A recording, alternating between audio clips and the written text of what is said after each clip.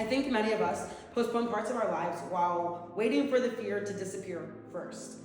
We convince ourselves that clarity will arrive fully formed before any action is required.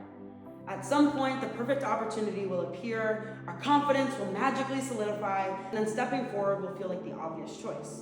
We imagine brave people as people who simply know. They have the plan, the confidence, the vision boards, everything. Life rarely unfolds that way. Confidence usually develops after movement begins in the first place. A person starts speaking up more because they practice speaking up. Resilience grows because someone survived something difficult and realized that they could. Most courage is built by doing and not necessarily by waiting. I recently came across a quote from Anais Nin that says, "The day came when the risk to remain tight in a bud was more painful than the risk it took to blossom." I think that line captures something that many of us eventually experience.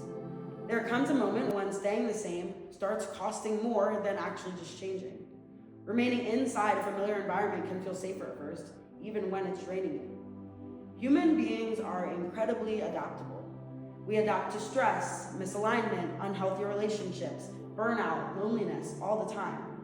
Psychologists sometimes talk about the brain's preference for predictability because predictability conserves energy and reduces perceived threat. In other words, our nervous system often prioritizes familiarity over fulfillment. After enough time, though, this exhaustion can start feeling normal.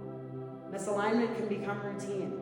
And this is why we stay in jobs long after we know we should leave them, or why we stay in relationships where we don't feel valued anymore. Predictability can create an illusion of safety.